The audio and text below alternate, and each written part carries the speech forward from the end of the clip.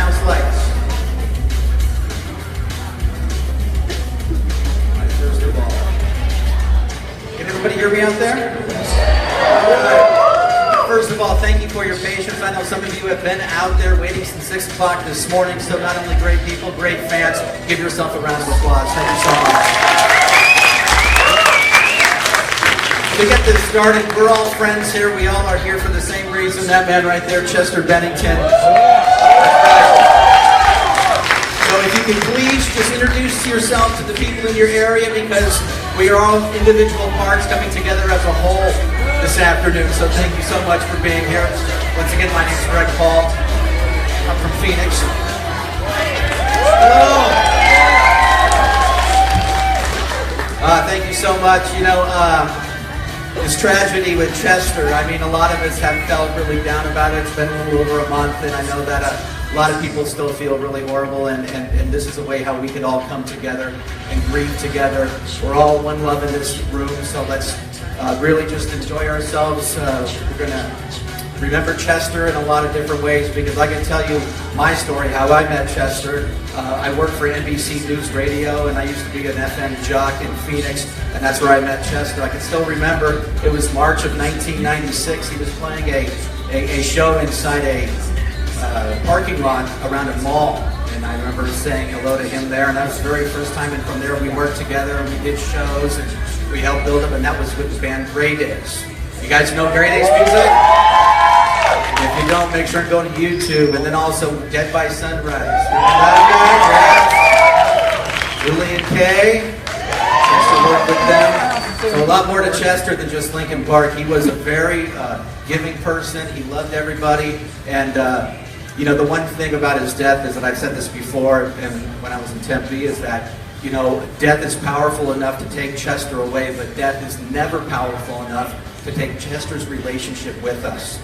And whenever we want to talk to him, we can just listen to him through his music, because he was honest, he was generous, and he was definitely a man who felt, and a great father, a great friend, and also a great musician. Wouldn't you agree?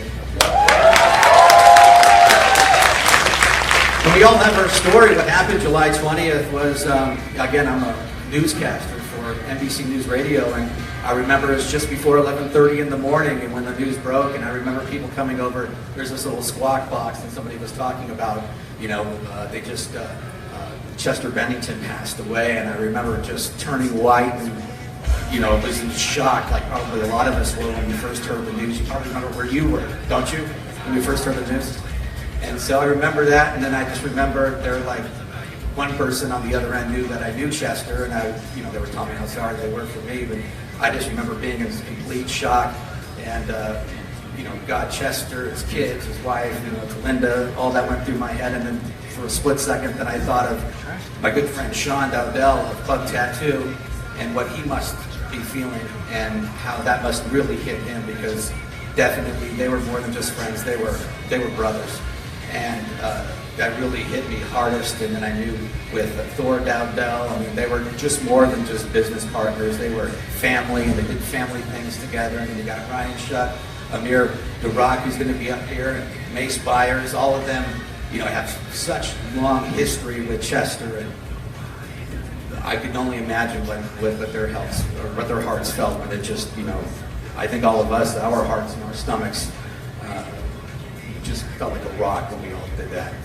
And so I really remember all that, and it's like something that I'll never forget. It's like one of those things where you're going to know exactly where you were the first time you heard about Chester's death. But this isn't only about death. This is also going to be a lot about celebrating Chester's life and everything that he gave to us. And I think that's something that needs to be remembered too, is that, again, if you ever want to have a conversation with Chester, he was honest with his music, honest with his lyrics, and you can just have a conversation with him by listening to that music. It's always going to be with us, I think, for a long time. Wouldn't you agree? We're going to have some people come up and tell their stories, and you're invited to do it too. We're just going to show how much love we have for Chester. This is all going to be coming from the heart, and let's just keep it that way. So I'm going to bring up Jen. Is Jen here in the room? We're going to bring up Jen first. We want to thank them for bringing everybody here. Well, Samantha, how about you come up first? You want to tell your story? Everybody, this is Samantha. Give her a round of applause.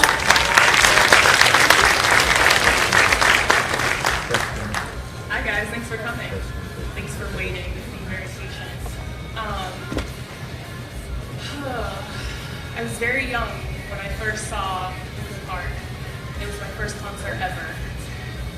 I went with my father. I was probably like 13 or 14. And after that, I never stopped going to concerts. I went to as many as I could every month, every year. Waking up to the news was overly tragic, as for many of you. And it's something that we will never forget, and it's something that we will hold with you forever. This gathering, thank you guys so much for coming. There are many memorials going on all over the place. And I know that there was a show tonight that all of us wanted to be at, and now we're here gathering instead. And that's beautiful. I thank you all for realizing that this means so much to us and so much to you. And knowing how tragic this event is. Everyone should know that you have people to talk to, you have people to go to, and all of you have now gathered as a family. You can have anyone in the world listen to you, so please do so. Don't ever hold anything in, and don't ever wonder if anybody wants to speak with you or hear what you're feeling. There is someone out there who does. Again, I just want to thank you guys so much for coming here, gathering with us. Thank you. All right, Samantha, thank you. Bringing up a good point. We would all be going to the Linkin Park show tonight, wouldn't we? He would be there tonight. Oh, yeah. He was just supposed to play in Phoenix the other night, too. There was a big party there also. All right, let's bring up somebody else. Do we have Jen in the house now? Jen? Here she is. All right, here we go. Here's Jen. I think.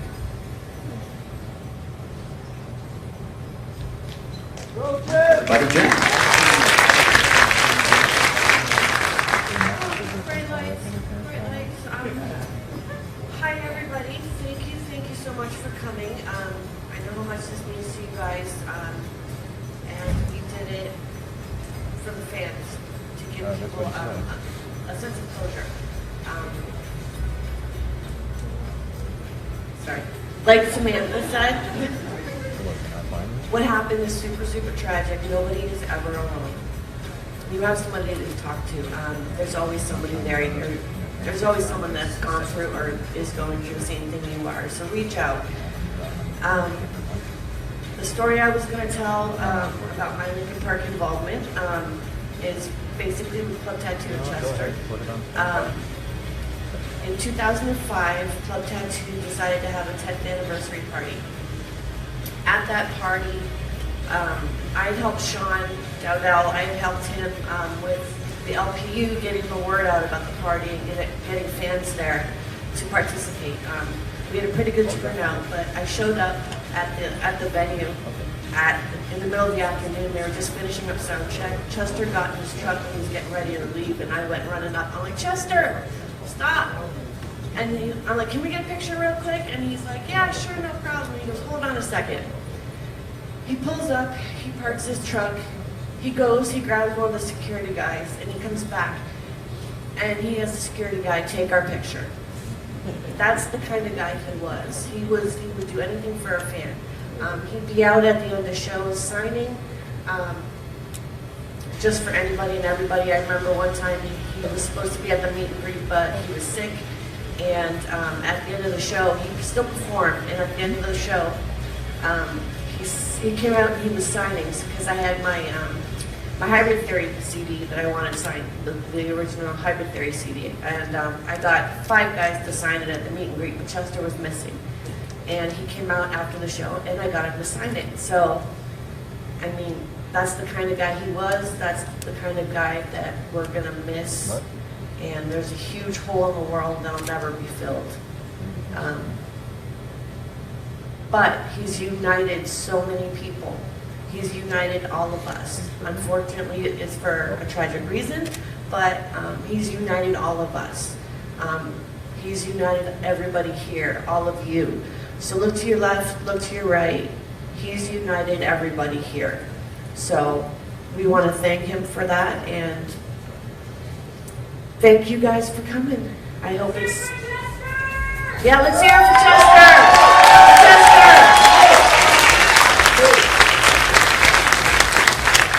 All right, thanks. Yeah, we've had a couple memorials. They've been memorials all across the country and all across the world.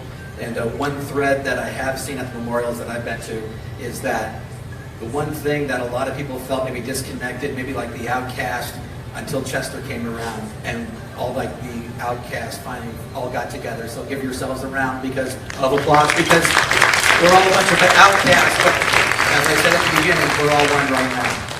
All right, do we have Jenny? Jenny also wants to come up and tell her story.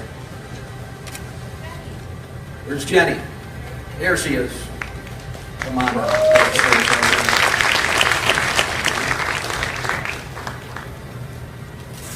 Hey, y'all. I didn't know where you could go with this because I've been a fan of Lincoln Park and Chester since the beginning. Finding a demo, a cassette tape, if you will, in a little record shop at college got me hooked. I was going through a really bad time in my life. I was 20 years old, just had a major surgery, got kicked out of college because of the surgery, lost a friend, lost my church, turned my back on God. I was lost. What was that? This man's lyrics meant everything to me. None of my friends could understand what I was going through. No one could even relate. But somehow in each lyric, he was speaking what I was feeling, and that was finally good to feel. I guess I could feel again. I felt completely alone, completely desolate. And then the LPU started. And I found this misfit bunch of people like Jen. And they weren't misfits, they were family. And I've met so many people through that, all over the world, and he brought all the misfits together. But it wasn't a bad thing. It was the ones that didn't fit in. But he understood that, and that's why he did it. I remember one of the first Chicago concerts. I took my little stepbrother. He was 13 at the time. His first concert, he got to meet the band. Chester made such a big deal about that. He's like, I hope you liked it. Did you have fun? He asked a million questions. And my stepbrother's face was just wide-eyed, like, oh my gosh, they're talking to me. And I'm like, it's okay. He's like, what do I say? I'm like, he's a human. It's okay. You can talk to him. I promise. He's like, it was awesome. And I know to this day he probably still remembers that concert. I know I did. And that was a really long time ago. Like I said, I wasn't sure where I wanted to go with this, but one thing came to mind late last night when just kind of reflecting upon everything. I'd like to share it with you. It's been said that as humans, we love the things that are easy. But what if this world needs people who love in the face of disagreement, rejection, depression, and even hatred? Chester demonstrated on a daily basis that out-of-control type of love. A love without conditions, fears, barriers, qualifiers, or protectors. He dared show love to those who felt loved and alone. Unloved and alone. The ones whose society gave up on and pushed aside. Yes, Chester's life was too short, but even in his death, he has brought the hurting, the depressed, the lost and lonely back together. His spirit, his love and compassion live on in each of us. His voice and lyrics are eternal, just as our love and thanks is for him. Through us, we get to continue to do his good in life.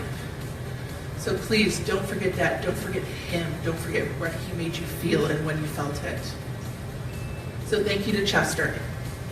May we all love one another an ounce as much as you loved us. Thank you. Thank you very much. Yes.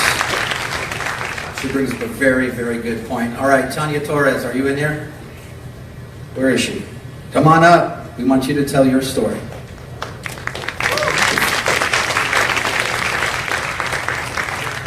just take a second to get up here.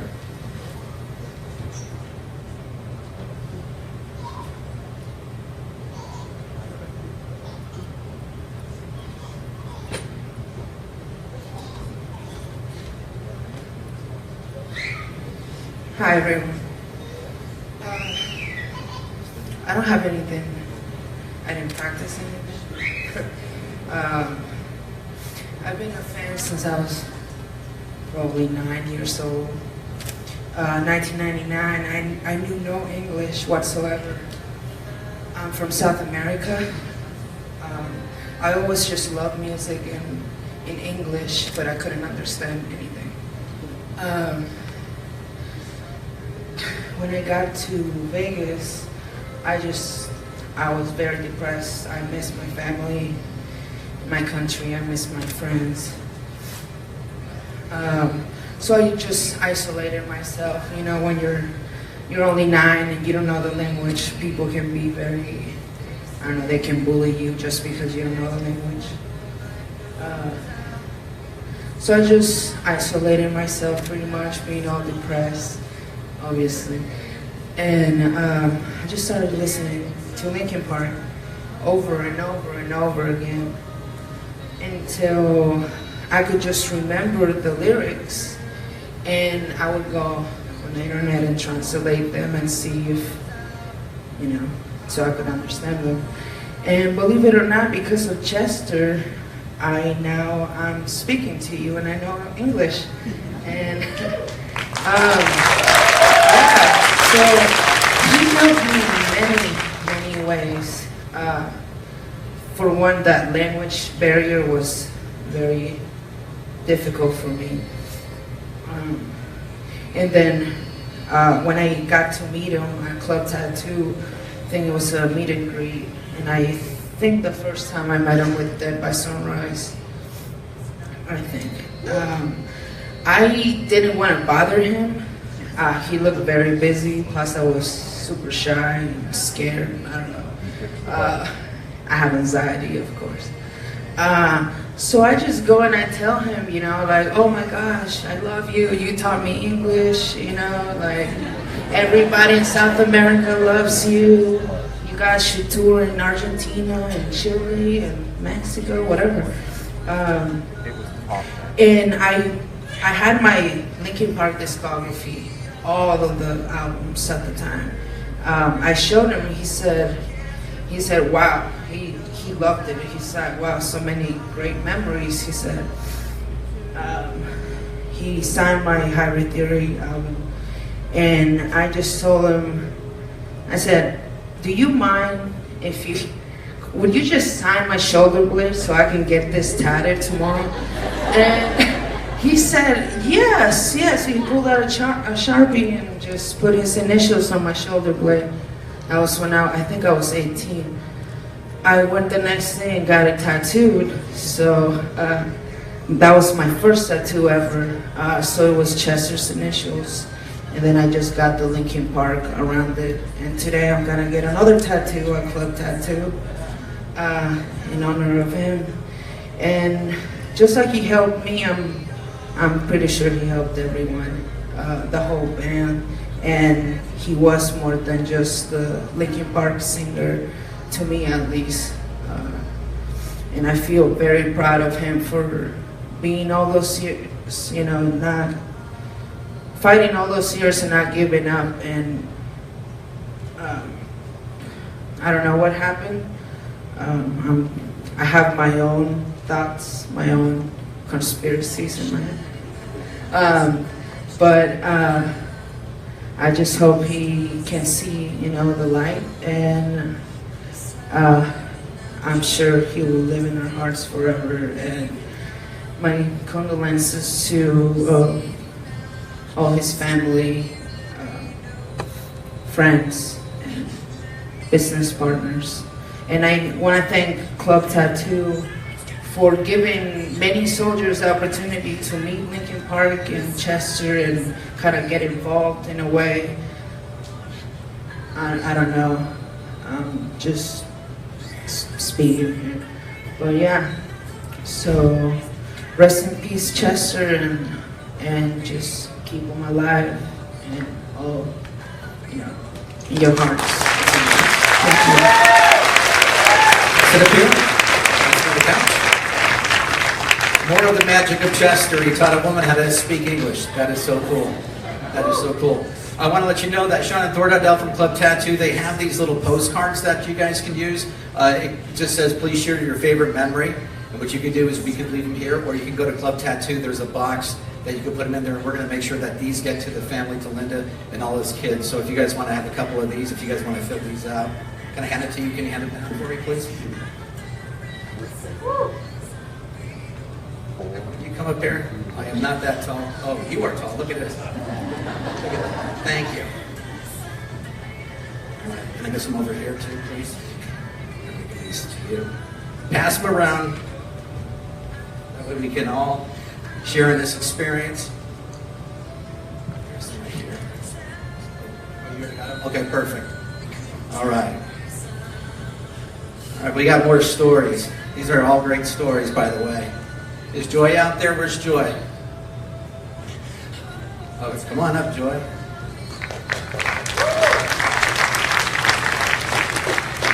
Did Chester teach you how to speak English also?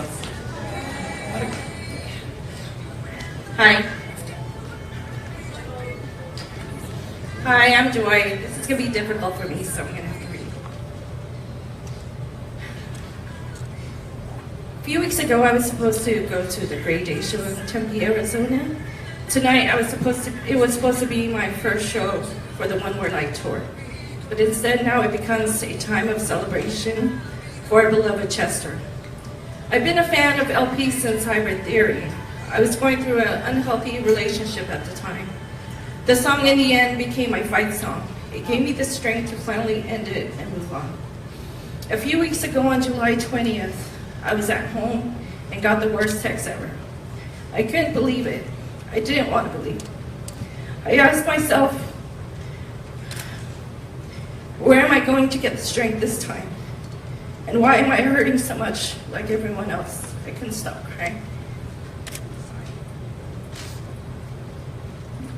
This is why my friends and I were hurting so much. Chester was an amazing human being. He was not only talented, kind, funny, but he showed his vulnerability by sharing his struggles with many of us. And also we were able to relate to it. It's always brave when you can show that you are not perfect. Chester, you were a brave man. That is why he was loved by many. I've also had the privilege of attending many of his side projects and charity events. I witnessed how he genuinely enjoyed interacting with his fans. He loved and appreciated each and every one of them. Chester was personable and uplifting. I want to share one of my best recent memories with Chester. It was here in Vegas during the One More Light release party a few weeks ago. Linkin Park took over Depeche Mode's Facebook page live. Chester and I love Depeche Mode. So when he started singing Strange Love and To Bleed It Out, that was such an amazing moment. He was so happy. I know that there will never ever be another Chester Bennington, but I will also continue the remaining members of Linkin Park in whatever they decide to do in the future. And to Linda, thank you. You continue to be strong and visible on social media. Your openness and transparency help us all in the healing process. Chester's physical body may be gone, but his spirit and legacy live on. Thank you.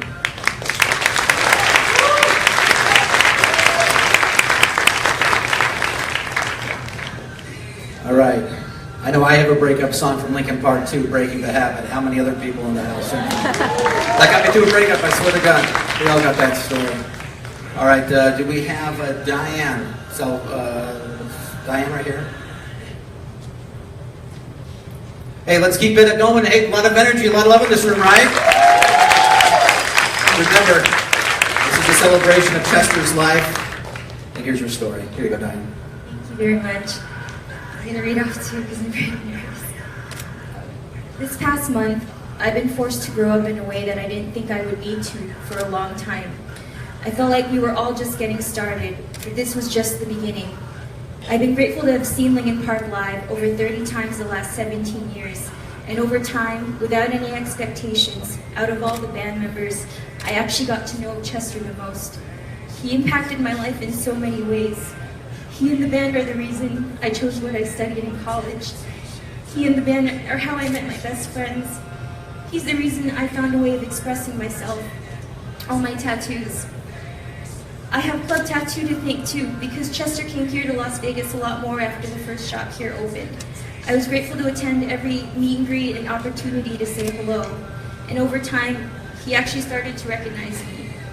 You see, it didn't matter how many fans he had or how famous he was. He made you feel like you were the only one in the room.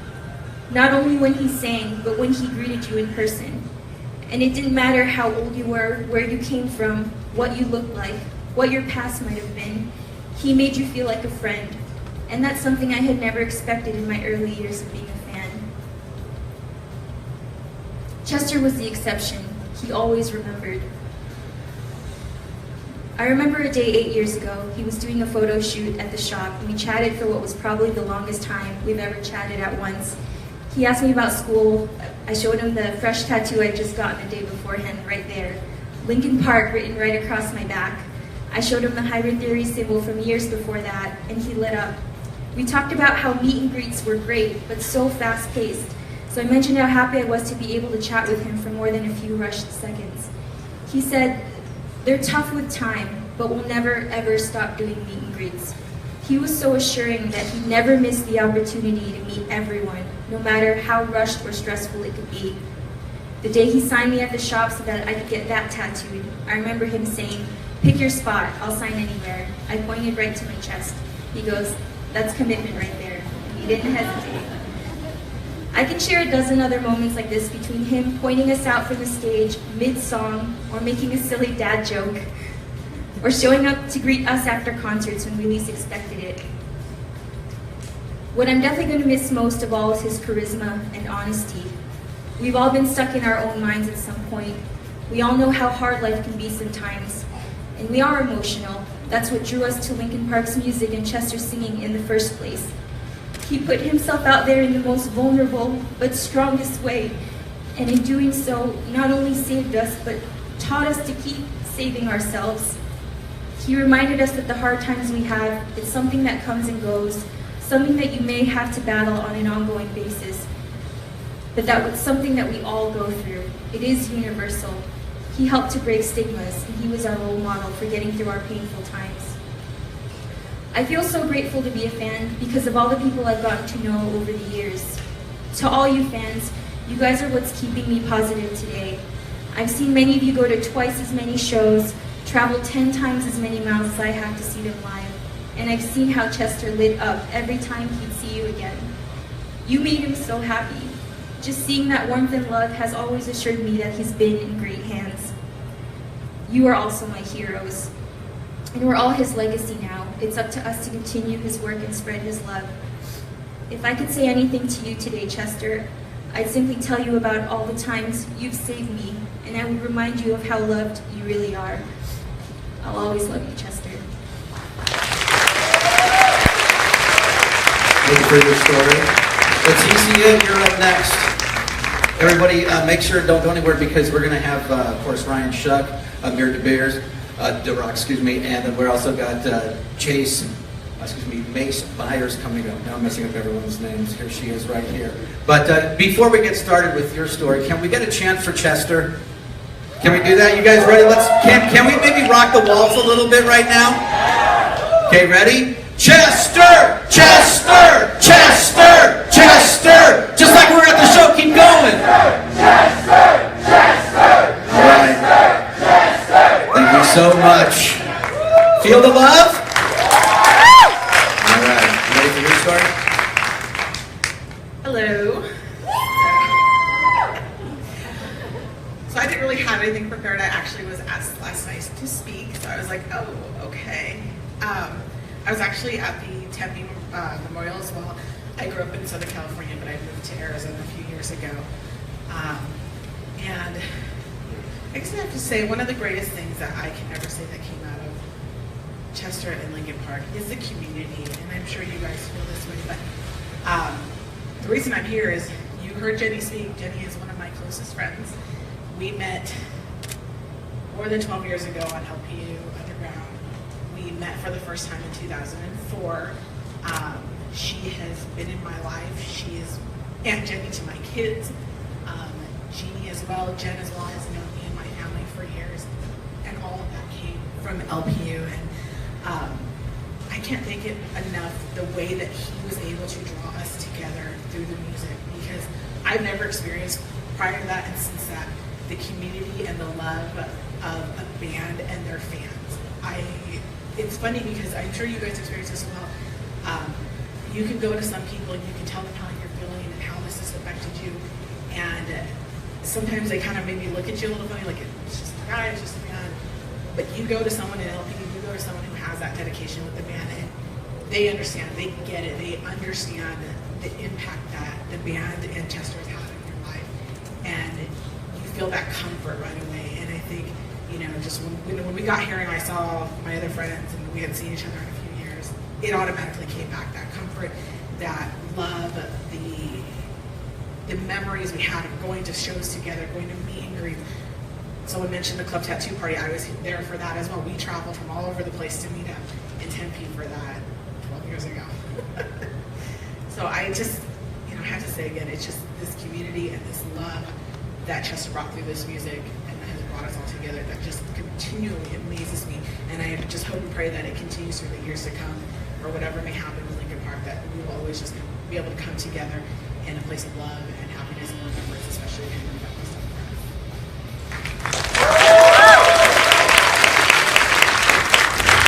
I know it's amazing, people from all around the country and around the world here today for this memorial. Who's the furthest?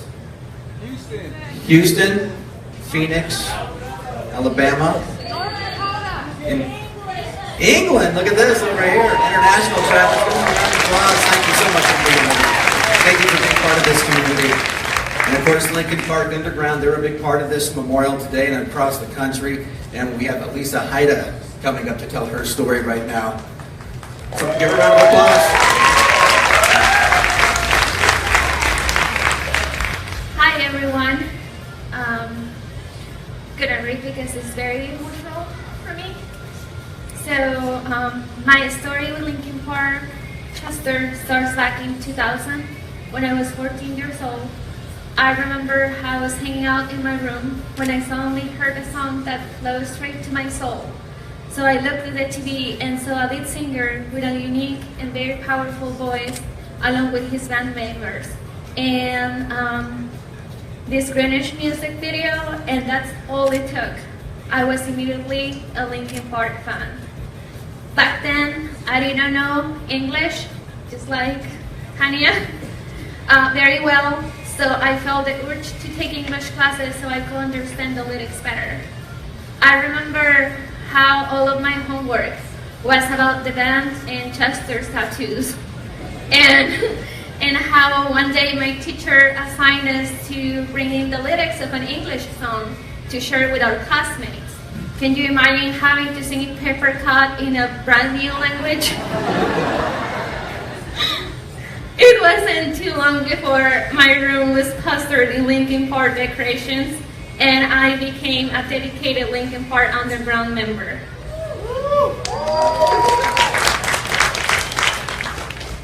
I had always dreamt about meeting my favorite band, and my dreams came true in 2011 when I won meet and greet tickets.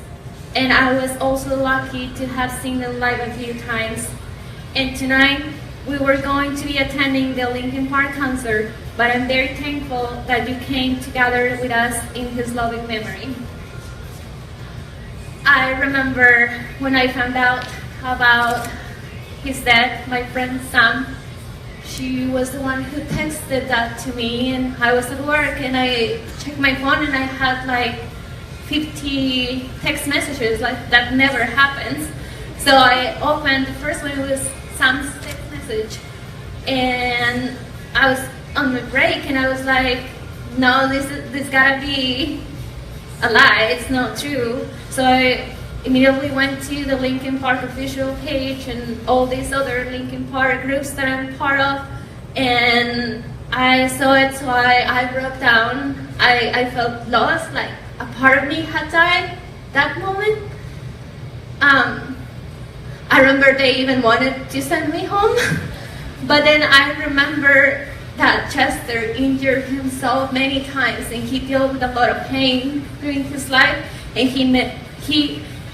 he always was there to finish things. So I think that's a big lesson that we need to learn from him, to always persist in what we're doing and always finish the things that we have started. So I remain there in his memory, because he taught us that, to endure pain. I'm sure I'm not only speaking for myself, that through his music, Chester has been there through the best and worst times. And although he's no longer with us, I continue to look up to him, and I will always do, as the great human being and musician he was. And I will forever cherish him. I still remember how so sad, devastated, and then I had this, I was searching for memorials here in Vegas, and I couldn't find anything, so I was like, I'm gonna put an event out there. And then I am very thankful with all the people that all the people that have been there for Chester. And I would like to conclude with my greatest appreciation for Sean and Tora Dowdell and all of Chester's friends, Dead by Sunrise, Great Mace, and all of his friends here, and that they brought together, and the Linkin Park family for making this magical tribute possible. Soldiers, let's never forget the shyest star of all, Chester Charles Bennington. Thank you. All right, thank you, Ida. All right, I know some people from the crowd want to speak, so if you want to speak, let me see here. I know someone back over here wanted to speak. Let me come down. In just a few minutes, we're going to have the Dowdell speak, and then we're going to have Ryan Shuck, and then we're going to be able to Dead by Sunrise, Grey Daze. We're going to play a little show for you guys, a couple songs. Of course, that'd be Mace, Beyers, Amir Derakh, and Ryan Shuck. I see a bunch of hands. I'm looking for people. I know there was somebody who they said. Oh, you're from Russia? All right, somebody even further from England, ladies and gentlemen. And what's your name? My name is Olga. I'm from Russia. Some guys in Facebook could see my tattoo to Chester on my leg. Look at this. Here it is. Now, if you can't see it, you got Chester's arm. You know the tattoo he has with the blue flames going up? Yes. Olga's famous on Facebook. Well, Olga from Russia, thank you for coming. Part of the family, thank you so much. If I have some time to say something. Hello guys, I'm from Moscow. I came here today from Houston, Texas, from my friends from Hurricane, please. But it's okay now with my friends and family. And it's not the time of our conversation. Well, first of all, I want to say from all Russian, Ukrainian, Belarusian and Kazakhstan people ask me to tell you that all of us have crying nights and days to Chester. We have a part of our life, and now it's gone. Many years, many people in Russia waited for Linkin Park to come to our cities, and 10 years Linkin Park came to Moscow, and then they came to St. Petersburg, and other times after that. So I want every one of you to know that all of us soldiers of Linkin Park all over the world are brothers in this lost. And I think that Chester was a very sincere and truthful man with his feelings, with his thoughts. And that is why so many people are here today, I think. So, and the other thing I wanted to say, I wish I could hug everyone at this place from me and from my big country. We are with you guys, and we will be remembered Chester for many years that our hearts are beating. Thank all of you to love him here, and thank for all people all over the world to listen to his music and love him too. Thank you for giving me something to say, guys. Thank you, Olga. See that? One love from across the world. Winchester did for all of us. That is so cool. All right. We got some people up here. Let's see. Anybody want to speak up here? You want to speak? What's your name? Lorena. All right. Here you go. Okay. I'll make it super quick, but so the words, it's true the way, can't even talk, sorry, okay. Basically, the year 2000, I heard them somewhere in Florida on my cousin's CD player, and I was hooked.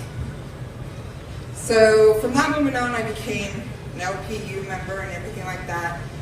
But the greatest thing about Chester was he made me feel okay in any situation, whether I was happy, sad, angry, mad.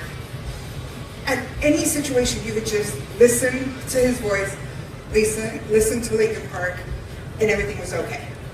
Everything was okay after that. And there was a point in my life where I was doing a career sort of singing and acting, and anytime I was about to hit the stage, I'd put my Walkmans on and whatever, and I'd listen to them, and I'd put it as loud as I could, and my mom would just look at me and she's like, how does that screaming calm you down? I'm like, it does, Mom. I'm like, I don't know, but it calms me, and I can go and I can perform. So my mom never understood that. But they were my calm in the middle of the storm. His voice was my calm in the middle of the storm. So I'll be forever grateful for Chester and Linkin Park and being able to share this day with all of you here today. Thank you. Thank you for the story. I think you have a poem right here. What's your name? Yes. It's Bridget, but I go by March online. I actually just wrote this last night. I was kind of having an epiphany, had a little bit of liquid courage, so. Dearest Chester, if you can hear me up there, you've always been telling me something I already know, something that I forgot, and I tried over and over to remember, to soak up life in every pore and let it all flow into my depths so I wouldn't lose it again, ever. Even though this conscious existence can't last forever, you touch this world as if you understood something. You tried to say it as well as your fragile soul could sing. Sorry. I've let that experience dance across each nerve, hanging on to the thoughts that I want to preserve. You immortalize what you have felt through the memory of others. Thank you very much. Thank you. All right, welcome over here. I know there's somebody over here. They're trying to speak. All right, yes. I know you wanted to speak, is that correct? Well, I will speak. I can't Well, hi guys. I'm from LA. I was at the LA Memorial, and I was going to speak there, but I kind of chickened out, so now I'm here. So hopefully I don't chicken out halfway through. So I've been a Linkin Park fan since I was 15, probably like a lot of people here. I was in my kind of angsty teen years, so Chester, his voice just appealed to me. I did write a few things down, so I'll need reference. All right, I'll sum it up. I actually met him May 18th of this year for the first time, and it was the day that Chris Cornell passed away. And it was complicated, obviously, because it was a sad day. But I was seeing Chester, and I've wanted to see him for over a decade and a half, so I was excited to see him, but also sad, and he was obviously also sad, but when I did get to meet him, he was so kind of focused on me and sort of like if I was having a good time, and it really kind of hit me because I was like, he's so, like, I don't know, he was just so more kind of like, are you having a good time? So he kind of was selfless, and that, even though I didn't know him, it was pretty easy to figure that out within a few seconds of talking to him. And since I admired him so much and I was trying to play it cool, I was like, oh, I'm not a Psycho fan, like I'm just a cool girl, you know? And so I did. I managed to play it off as a cool girl. And yeah, so I got to chat with him, and he was like, oh, do you have tickets to get in? And I was like, no, I didn't get tickets. And he was like, oh, don't worry about it. Like, we'll get you in, whatever. It was when they were performing on Jimmy Kimmel. And that's when he did the performance of One More Light. And he got, obviously, choked up during. So I was a mess during that. I was like, ugh. But he was just so awesome, and it proved to be really complicated in the future weeks with everything that had happened, and sort of emotionally dealing with that, knowing how much of an impact that day was on the future. And but I was so thankful to have that little slice of life with him, even though it was kind of brief. And yeah, but he was a powerful force, and I think he'll stick around for a long time. Thank you very much. Look at that. Give her a round of applause. Chester Bennington, that one love. I can come over here and see if there's anybody who wants a story over here real quick. Right here is what I'm carrying. Okay. Let's see if I can get over here. And what's your name?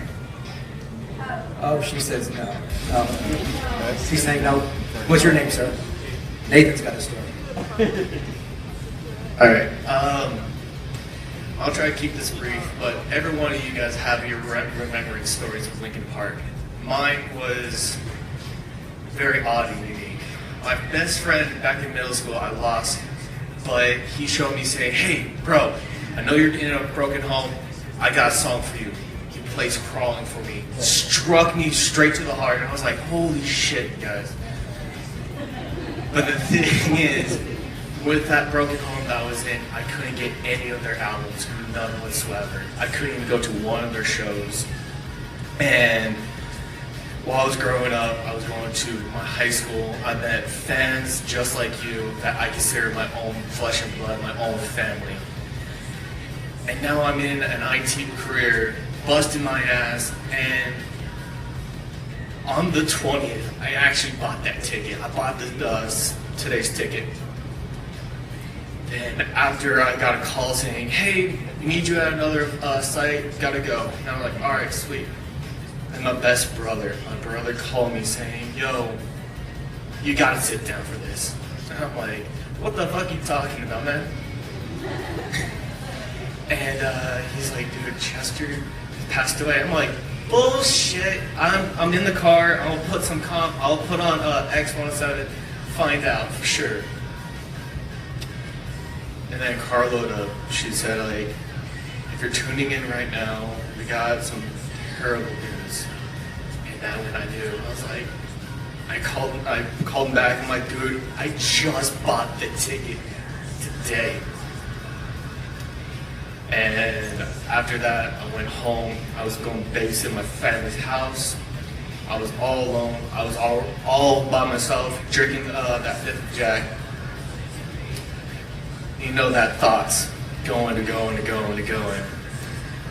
gotta say, I gotta have to thank the Reddit subreddit for Linkin Park. Every one of them, I don't know if I talked to you personally over the web, but I read some of the stories, hit true, and I gotta say, you guys saved my life just as much as Linkin Park saved all of our lives. So, all honesty, thank you. And I'm so happy to have everyone you guys. Thank you for the story, Nathan. Yes, we all have that story. What's your name, sir? Justice, come up here, man. Got another story here. What the hell? I have never imagined I'd be speaking in public like this, but one thing, Chester's voice has been a really powerful driving force for a lot of people. Because in his lyrics and his voice, you knew he understands how you feel. A lot of us were outcasts before. I know when I was younger, I had a lot of friends, and I pretty much disappeared from their lives. And when I came back home, it seemed like they didn't remember me. I felt really bad, but when I when I became 12, I heard Linkin Park, and I stopped feeling alone. And from that point on, hearing his voice made me feel a little bit more stronger and made me do things I'd never dreamed of doing in a million years. I stopped feeling afraid. And I know a lot of us feel it that way too. And it really sucks when I heard the news, and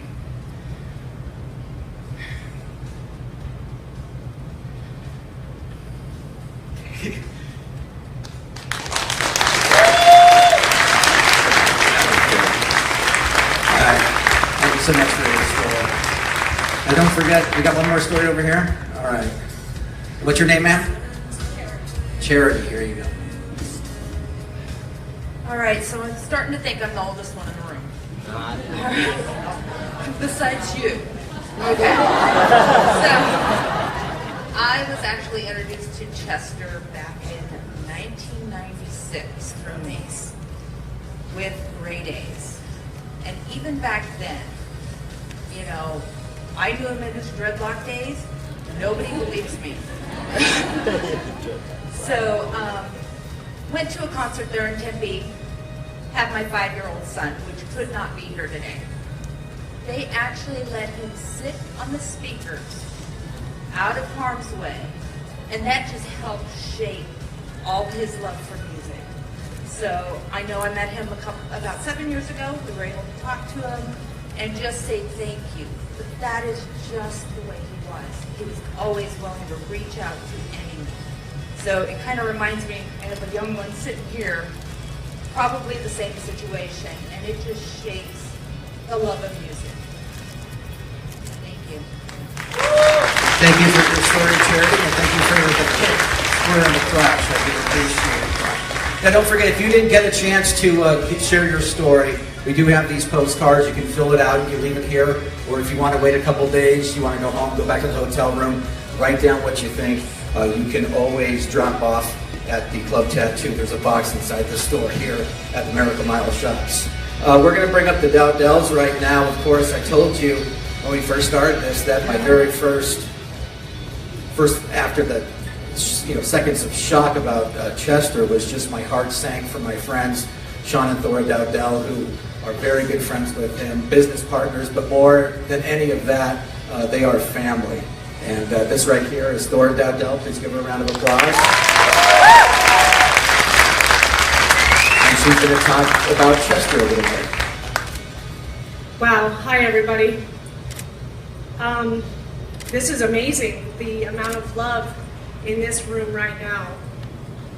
I want to say a special thanks to Greg Paul. He's been an old friend of this group of people. He has supported Chester and Sean and myself over the years, and he's responsible for a lot of little successes and big successes with Grey Daze and Club Tattoo, and I just want to say on behalf of Club Tattoo, we appreciate all your patronage, and we know that those tattoos will last a lifetime. Even if Chester's music doesn't come through your radio every day, you will be able to wake up every day and feel his love and his contribution to your life. Your presence here today just means so much to us, and this is really difficult, as you can imagine. We miss Chester just as much as you do. He was my friend, and I've known him for 20 years. I pretty much crash landed into him and Sean's life. Sean and I got married after a very short courtship, and they were playing in the band. And Chester was so gracious, and he took me in and loved me like a sister. He always had good advice, although sometimes it was a bit crazy, but he was a rock star. So I've known him for 20 years, and in those 20 years, I have watched him be a doting husband, a loving father, and just witnessed him becoming one of the most well-known musicians in the world. His talent spoke for itself. He loved his family, and he put the needs of others in front of himself, sometimes with sacrificing his own well-being. Here today are friends and fellow musicians that will be playing original music written by Chester with themselves. This performance is very special. As they perform and we listen, it reminds me and us that this man that is mostly known from Linkin Park also had a beginning and other passions that included my husband Sean, Mace, Ryan, and Amir. Losing Chester has impacted all of us tremendously. But it has also brought this group of friends and all of you people together in a loving way. A blessing that we must see in this time of grief. His music has come in many forms. He truly loved his fans, and he saw the world through your eyes. And although Chester screamed often in his music, he really was a quiet, gentle soul. He was a normal guy. He rode his bike to our house, his daughter's bike that was pink with the little, with the bell, ding-a-ding. And it was like, dude, you just can't show up at my house unannounced, like in my pajamas. So he was unpredictable. And he had a crazy sense of humor.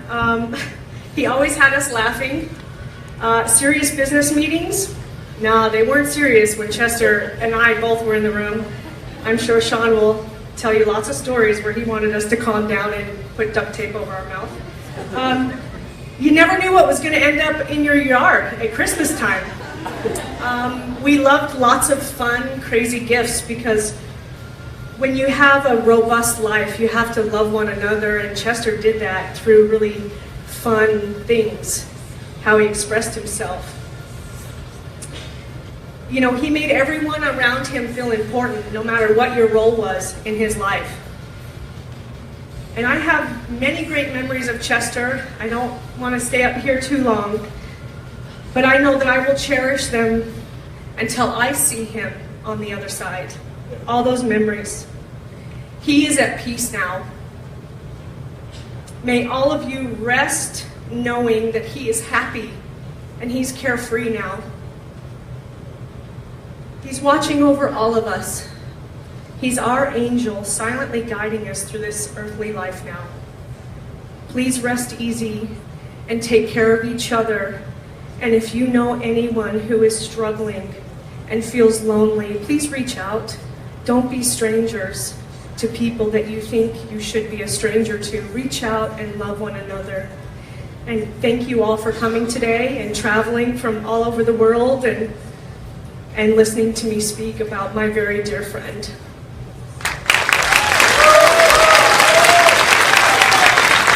I'm going to invite my husband Sean up now, and he has some great things to say also. Thank you all.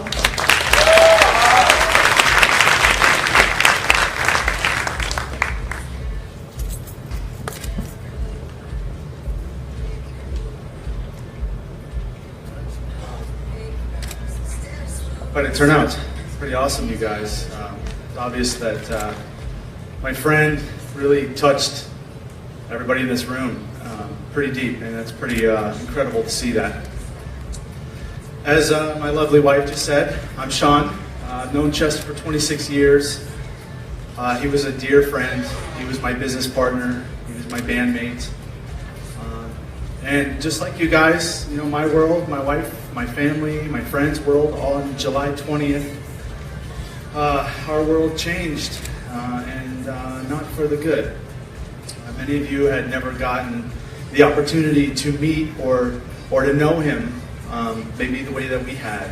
But that's why I thought maybe it might be important for some of us here to kind of share our experiences with each other, to kind of get to know him a little bit deeper than just on a lyrical level, or what you saw, that amazing dude up on that screen right there, when every time he performed, he was just this Goliath of a rock star.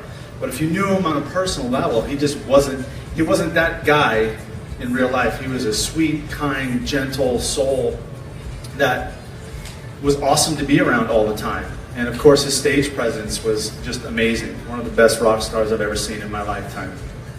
But I thought it was important maybe that I kind of read some of the stuff that I had the opportunity to say and share with some of his close family at his funeral. And kind of just read a little bit about who he was in my world, and share a little bit that with you. So I hope I can do that. I hope you guys enjoy that. We had been rehearsing also for a couple weeks now. Brian and Amir from Dead by Sunrise, and Mace from Grey Daze. Of course, I was in Grey Daze as well. And then Ryan and I actually were in another band called Bucket of Weenies, which is kind of some of you guys know that project. That was a lot of fun that we did. But so it was really important for us to kind of get together and play and share his music, that we had not only the opportunity to play with him, but to be there when he wrote it and kind of understand it on a really deep level. Unfortunately, we had some really huge technical problems last night and today, so I'm not going to be playing with the band today, and I'm sorry for those of you who are disappointed. Maybe you're not disappointed, but I'm disappointed because I wanted to play for you guys. But these guys actually have put some stuff together that they're going to come out and play, and I'll come out and talk a little bit more as well when they're doing that. But it's going to sound really good. Ryan's got an awesome voice. These guys are going to play a couple of great songs for you. Again, I apologize ahead of time for not being able to play with them. But, you know, there are over 6 billion people on the earth, and actually every one of us here have been blessed so fortuitously and are so inconceivably lucky to have been placed on the earth at a time with such an amazing and wonderful human being as Chester Bennington. I can still very much remember the day that I met him. He was 15 years old. He was a sophomore in high school. I had just gotten into college. I was a freshman. And we had recently formed a band, and we were looking for a new singer to join the group. One of our band members had mentioned he knew a kid that sounded just like Eddie Vedder of Pearl Jam. And at the time, this is 1992, that was cool. Eddie Vedder was like, if you had a singer that sounded like Eddie Vedder, you couldn't do anything better than that, right? So he said he sounded like Eddie Vedder when he sang, and he'd probably be a good singer for the band. The only issue was that he was two years younger than the rest of the guys in the band. So he asked him to come in, and when he came in for his audition, all of us were hoping, you know, basically that he might sound good enough to be in the band. And he walked into the rehearsal space, and he was not at all what I was expecting. He was not that guy. He was that guy, but he wasn't that guy yet. You know what I mean? And I remember thinking to myself, and quite arrogantly actually, and being disappointed with what I saw. And I thought, you know, this guy doesn't look like a typical rock star at all. But then again, you know, looking back, it's so funny that I have to remind myself of this. You know, he was anything but typical. And that was a good thing. I just didn't see it at the time. He was maybe 90 pounds, soaking wet. He had this really tight, curly hair. He was wearing these really nerdy glasses. I thought to myself, oh man.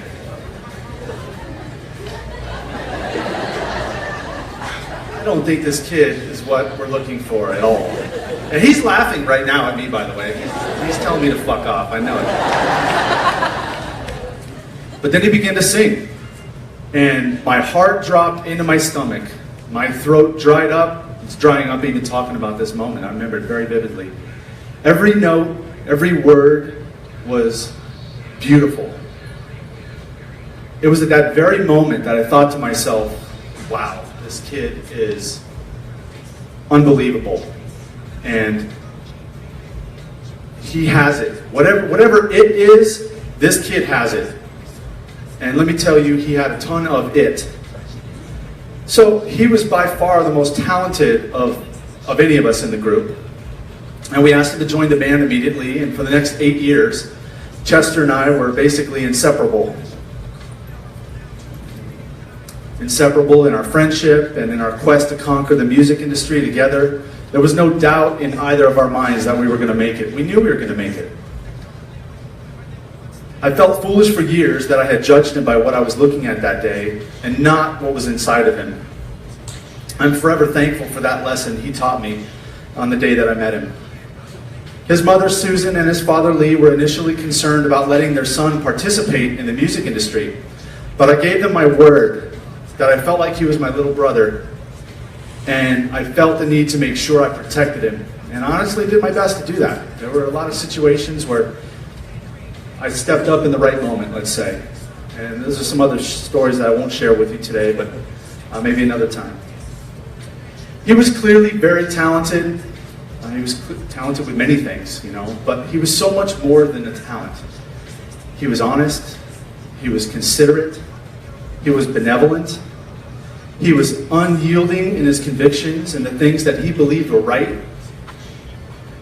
He would consistently stand up for the underdog or the little guy. And I can remember many times when we'd be out to dinner or we'd be somewhere and people were starstruck with him. Oh, Chester, Chester.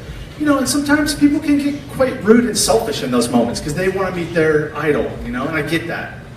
But then there'd be some little kid who'd get pushed out of the way or somebody who had been waiting even longer than the person who kind of just barged in. And he would very politely say, look, I'll speak to you. Just give me a moment. I want to speak to this guy first. And I always thought that was awesome. He taught me to be a kinder person and really look out for other people. I really love that about him. Those were really the true gifts that he gave the world. He had an incredible voice, of course, and he sang breathtaking, awe-inspiring music that we will all remember forever. We will. Those songs will be with us when we're 70 years old. We'll be singing them. But he was also one of the kindest and most generous individuals I've ever met. He would literally give you the shirt off his back. As you can see in the picture right here, I guarantee you he had a shirt on before that photo and he gave it to somebody. He's that guy. He was that kind and giving and caring. He was unassuming, compassionate, and passionate about so many of the things in his life, not just music. He was always the life of the party and full of big ideas. And by life of the party, he lit up a room. No matter what was going on in that room, he would just kind of take it over. His presence was so much bigger than, you know, whatever, 150 pounds and 6 foot tall. He owned the room when he walked in. And not because of his music, just because of his personality, his heart. He was thoughtful, he was loving and caring, and would take as much interest in a conversation with a high-level business person as he would with the guy who was washing his car, or even talking to an elderly man fishing at a lake, or speaking with a child building a sandcastle on the beach. He felt a true responsibility in helping others. And like I said before, he really made me want to be a better person. He was genuine, and he added value to those around him. He knew in order to make others feel that value, he had to make sacrifices. And he sacrificed so much of his time and energy in making others better. And that was actually something I had to check myself on. You know, we would be hanging out. I wouldn't have seen him for months. We'd want to go out to dinner. We'd want to go play basketball, which most of the time he'd end up getting hurt and end up having to cancel a tour or something like that anyway. So, but then somebody would want his time while we were there. We'd be in the middle of a basketball game. People would be coming up wanting autographs or wanting to take photos. And I remember feeling myself, God, you know, really, you guys got to do this right now? We're trying to hang out. But that was him. He wanted to give to everybody. And I had to remind myself of that. he's being kind. He wants to be the better person and give something to this person that's here right now. So I had to kind of not be selfish with his time, with my time around him. So those were some of the cool things about him. He really made me be, or want to be a better person rather. He made me reevaluate the way that I treat people on a daily basis. He lifted the spirits of those around him every day and made them believe that they could do great things. I rarely saw him without a smile on his face. He taught me a lot about myself and the way to look at the world. Through his music, he gave people hope, and he helped them understand that they were not the only ones in the world who felt a certain emotion or pain, and he helped them cope with their pain and their issues in their lives through his music, through his lyrics. And I believe one of the greatest attributes was that he made others believe in themselves by simply being nice and speaking to them. He made them feel like they mattered. And he made them feel like they mattered in a world where some of them may have felt they did not. And that was a very special thing to witness in person. I saw it many times, and it was always a beautiful thing. See some little kid, 12-year-old, meet their idol, and he talked to them and made them feel like they mattered in the moment. And that kid went away, and there's probably some of those kids, that kid in this crowd here today, I'm sure, made them feel really good about themselves and that they could do something great. So maybe that is something that all of us can do going forward in our lives, and we can try to be as good as he was, and as good as he was to others, and help them cope with what they're dealing with. So we all know how immensely talented Chester was in the world of music, but he was so much more than one of the greatest rock stars that ever lived. He was indeed a wonderful father that loved his children with every moment and couldn't wait to see them every day. He was a great husband whose only want in life was to please his lovely wife, Talinda. He spoke of his love for her to me often and how happy he was that he married her. He was an adoring son to both his mother and father and beamed whenever he felt their pride in him and whatever he was doing. Chester was a fantastic business partner. Thor and I were truly blessed to have him as a business partner. He brought... Fame was almost the thing that didn't matter with what he brought to our business partnership. He brought a lot of great creativity, a lot of great ideas, and this story I had alluded to earlier. When we would take these business meetings, it was always nervous. And at the funeral, I was actually speaking to Mike Shinoda about this. He says, you know, we used to take these business meetings, I never knew what Chester was going to do. And I started laughing. I said, we had the same experience. He was this wild guy, and I used to be so pent up and so scared of what he was going to say next. Thora finally calmed me down and was like, just let him be himself. So the next few business meetings we take, he would be we call him the monkey in the room. He'd be jumping on tables. He's extremely animated, for those of you who've seen him outside of the music world. And we just let him kind of do his thing, and we would just use that to our advantage. We say that this is our business partner. He's a crazy maniac. He loves to jump around the room and do crazy things. And but we loved it. That was actually very special to me. So he was a great business partner. He was a great band member. Put out 3 records with Chester. I toured with him. Loved him as a songwriter. He and I wrote a lot of songs together.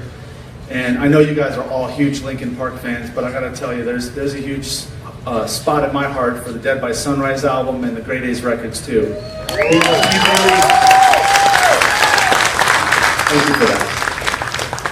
He was great on so many, and STP too. I didn't get to know the STP album that he did as much as I knew the Dead by Sunrise material or the Grey Daze and Linkin Park material, but he was good at just about everything he ever did. So I'm proud to say that he was my friend. Not a day is going to go by that I don't think about him. And Chester, I hope you found eternal peace. I look forward to the day where I can hug you on the other side. You will be dearly missed. But I want everyone here to know how much he loved you guys, and I know that he knows how much you guys actually really loved him as well. So I just want to say thank you guys so much for coming to this event today. I hope it's been a good experience. We got a lot more to do. I just wanted to say thank you while I was up here. I'm going to go ahead and introduce a very close dear friend of mine, Ryan Shuck. He's going to come up and talk. He's got an interesting take, which I love listening to him talk. So Ryan, come on out here and Give me a hug.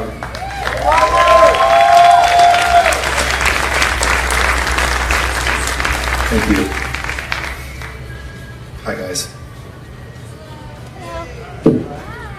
It's pretty amazing that a lot of people in this crowd flew from outside of the country. That's an incredible thing, and I know why, because Chester was an incredible guy. This is definitely for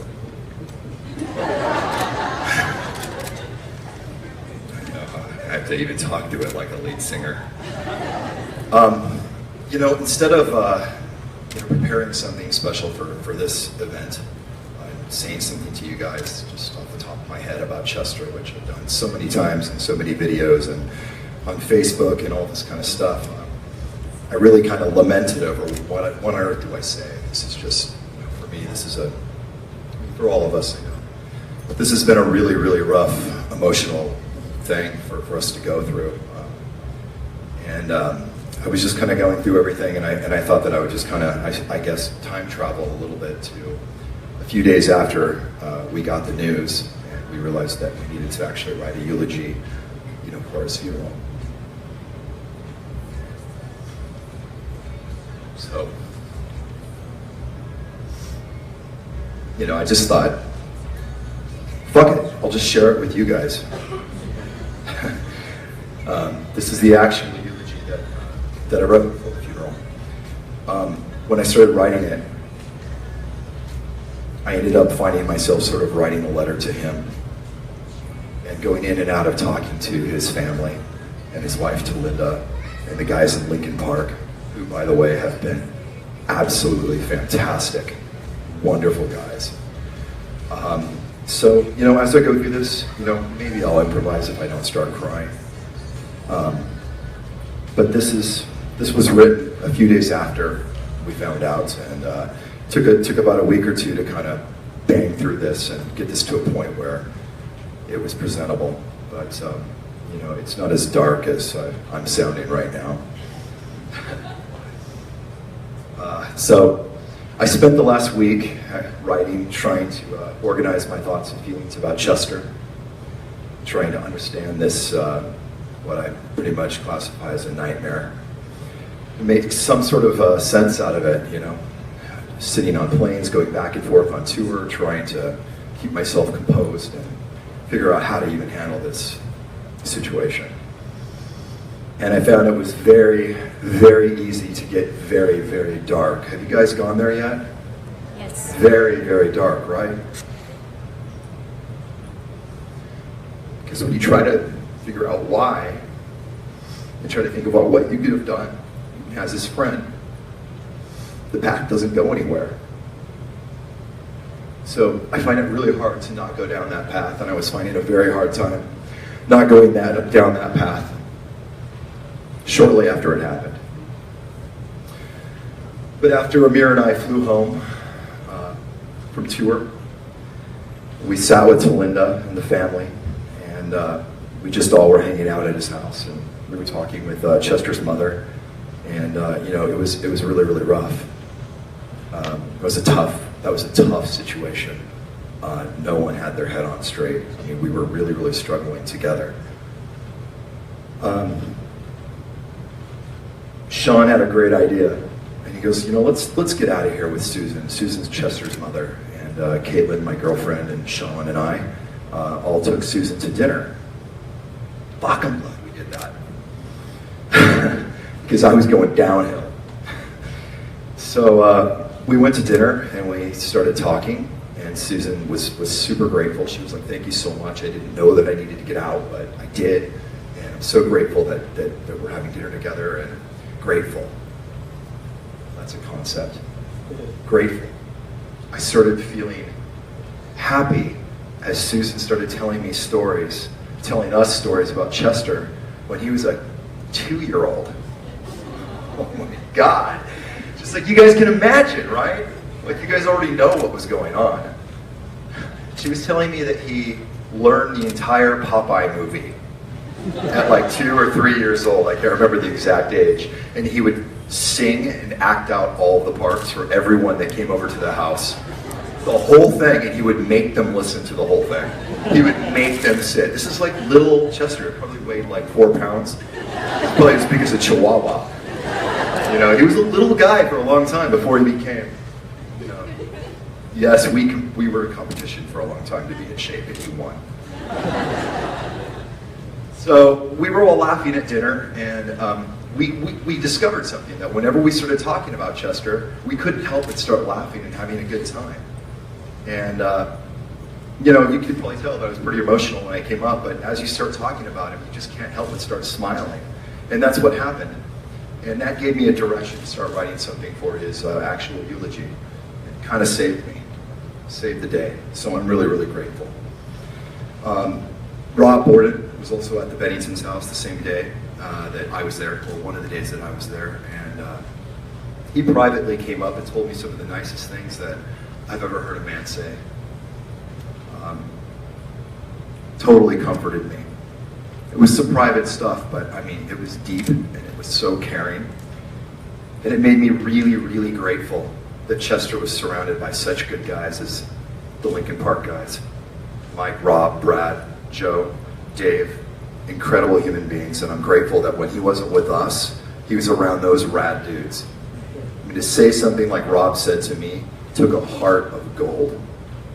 Just pulled me right out. Super cool. Those guys' props. Despite this almost unbearable tragedy, you know, again, I can't, every time I think of Chester, my heart's filled with love, and I keep going to happiness and being grateful. He made me so happy. He made all of us so happy. He did so many amazing things. Chester was my sweetest friend. He knew me in ways that no one else did. He uniquely knew my most embarrassing insecurities, my weaknesses, the darkness that we share within. And we talked about this many, many times.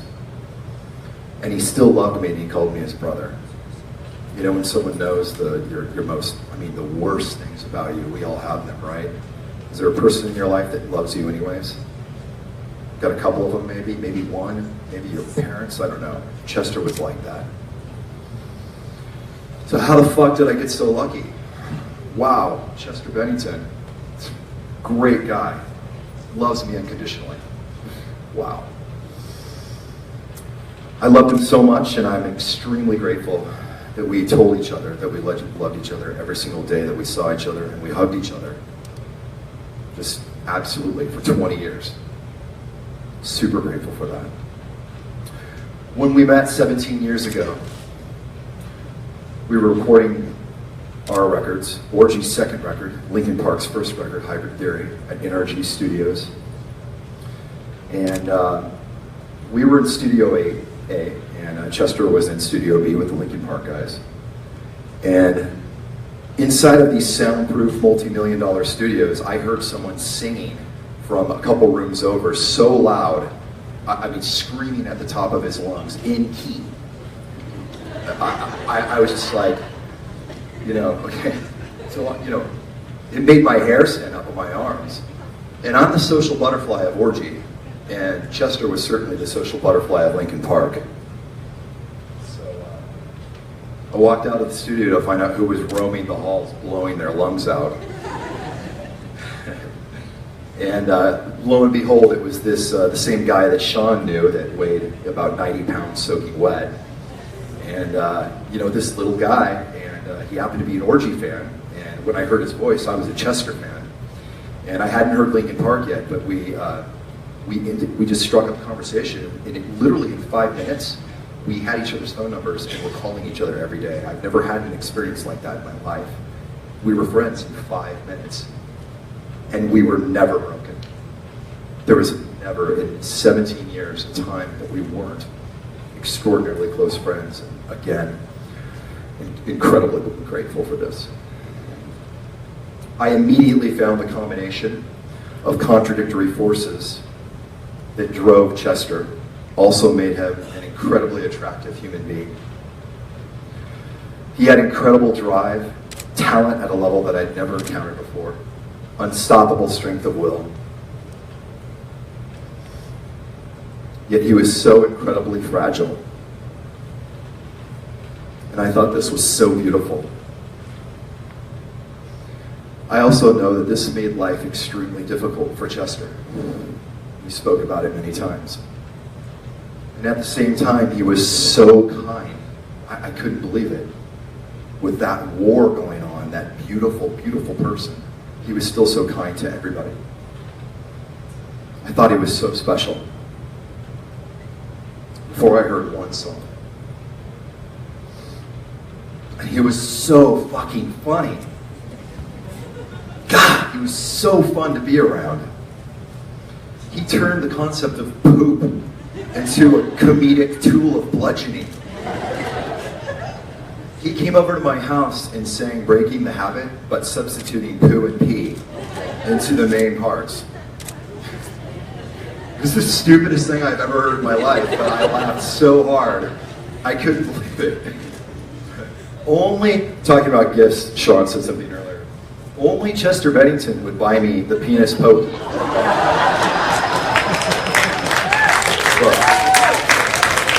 For my birthday. Can you imagine how this book works? I'll kind of show you so that I don't go to jail. Thank you, Chester. So you're the star, and you put it right here. And it's a hot dog.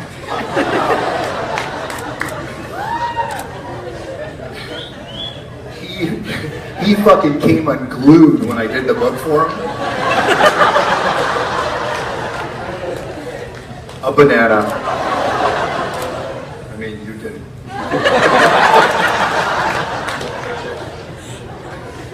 Fucking unglued. A snake in a river? Who the fuck does this? Fireman. The most wrong dude I've ever met. The worm on a fish hook. Thanks, dude.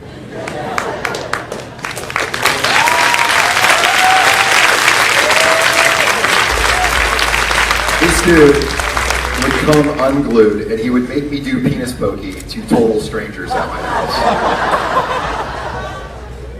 Not once, not twice, uncountable amounts of times. He would come over and go, do penis pokey. And he'd go like this. And when he does this, you can't say no, right? It's like Chester's making me do the thing with my wiener. I never saw his wiener in it though. So here's the butt of that joke.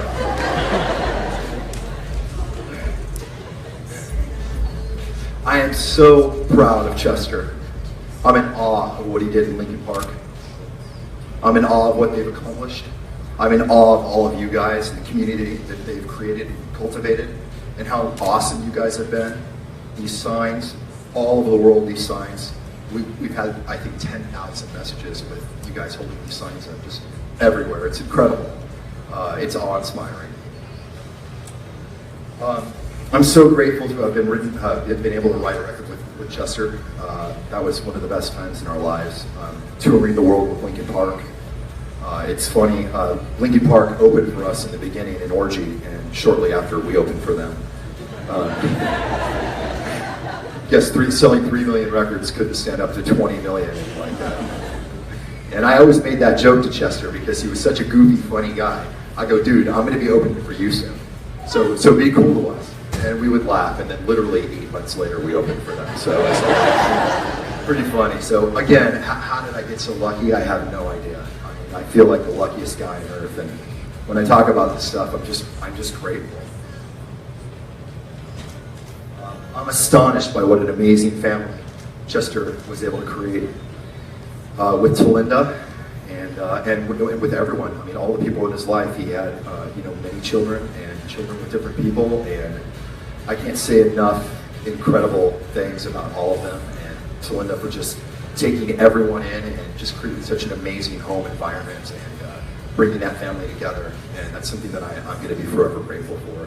She made him really, really happy, and that made us really, really happy. Some things I wrote to his kids I'm kind of leaving out that I said at the service, but I'm kind of grazing through a little bit because it just gets so personal. But I will always be their crazy Uncle Ryan. That's a nickname that church gave to me, and then Draven calls me Crazy Uncle Ryan, and Tyler calls me Crazy Uncle Ryan, and Lila came up to me the last time I was there, and I said, "Hey, it's Uncle Ryan," and she looked at me like, you know, what would you think? And she looks at me and she's like this big. She goes, "Can I kick you?" No, you cannot kick me.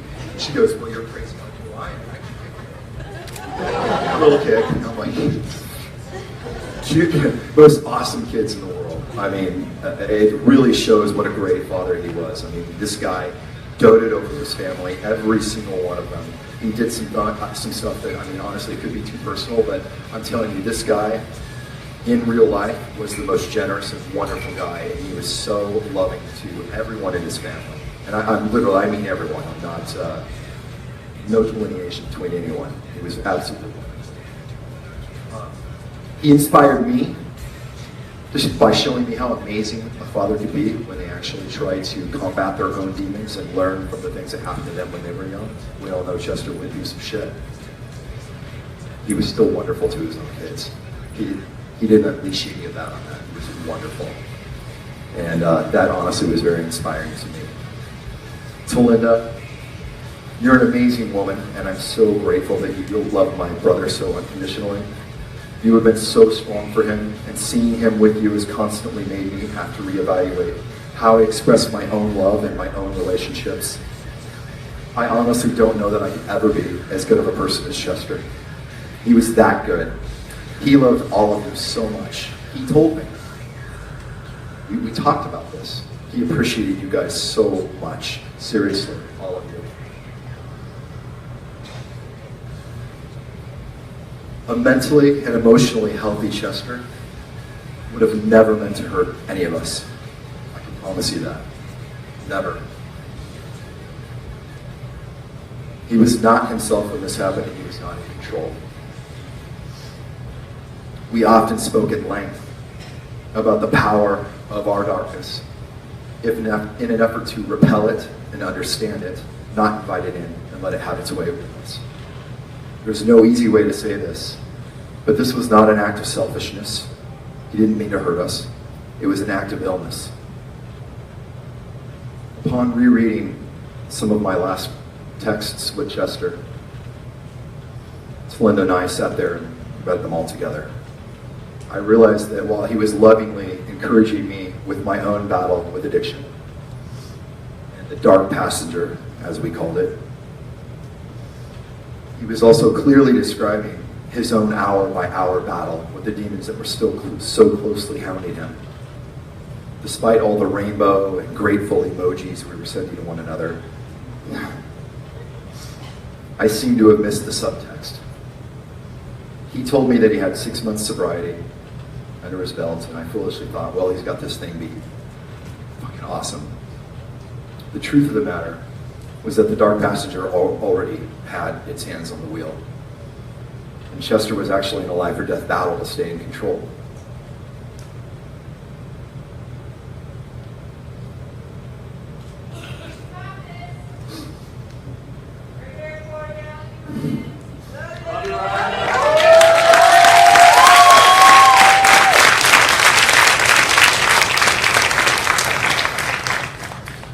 Chester, I deeply understand the pain that you are in. I don't blame you. And I'm not angry with you. I'm so sorry I couldn't do more.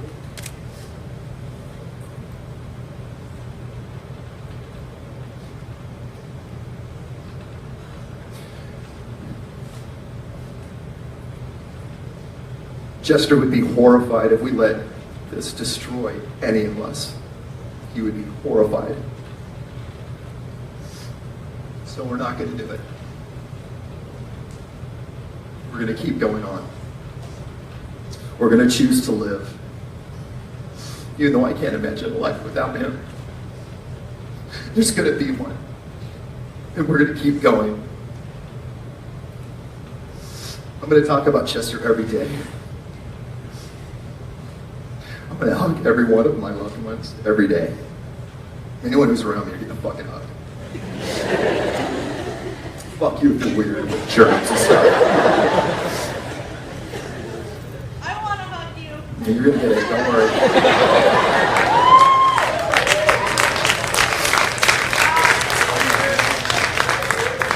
I'm going to tell them that I love them. And that I'm always here for them every day. I'm going to write music every day because I know that that's what Chester did and that's what we loved. He always encouraged me to. I'm going to perform live as much as I possibly can. I will be channeling Chester through every word I sing and every note I play. I think about him when I perform.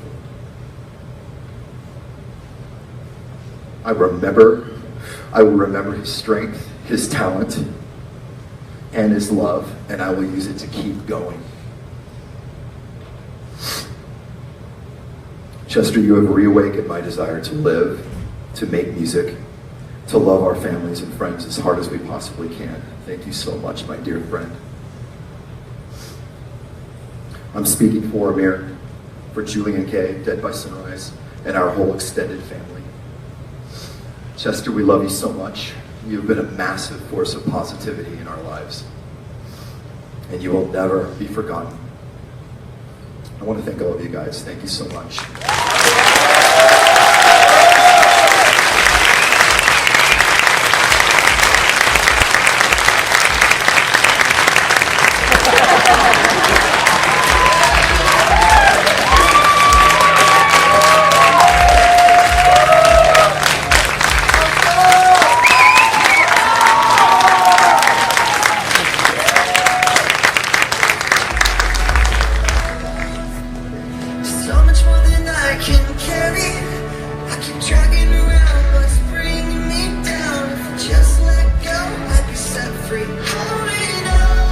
Give it up for Ryan Shuck. That was pretty awesome.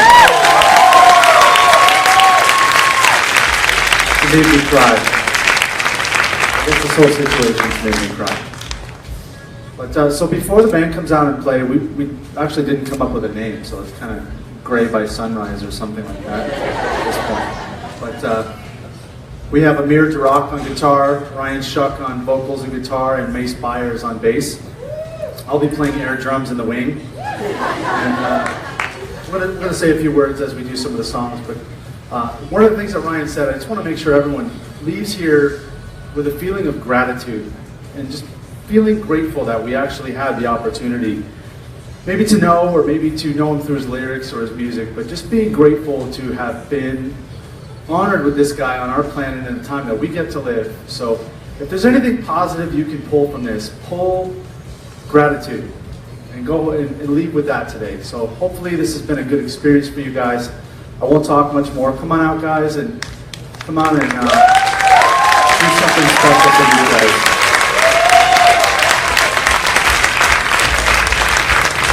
You guys wouldn't mind too, if you got those little signs, and these guys are playing, hold them up so they can feel your love as they're playing, okay? If we could get the video to roll in the back, and if we could make sure all of the lines work, and you can kill this mic until I come back and talk again, okay?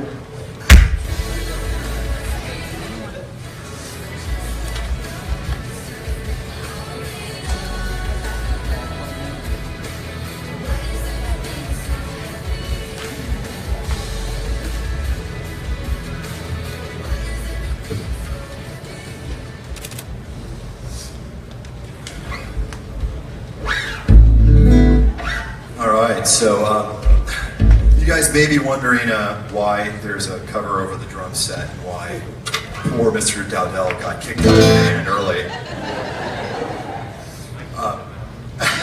Amir made that cut. It's the NFL, and this is the final draft, and Amir snipped him. The guys at this theater worked their asses off trying to get some technical problems resolved, and we just couldn't do it. And honestly, we almost weren't able to play. And judging, you'll be able to tell, I think, after one song if we actually can play. We literally had to take everything we rehearsed and just throw it out the window and literally just take one microphone and our guitars and try to do this. We actually haven't done this yet. So, thank you very much. We'll see if you're clapping afterwards. So, yeah, does this work?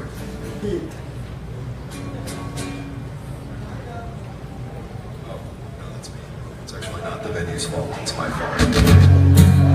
So, in the spirit of what we would do if Chester were here, Chester would kick that speaker out there, and he would say, "Let's just do it." So that's what we're going to do. But I thought it might be kind of cool.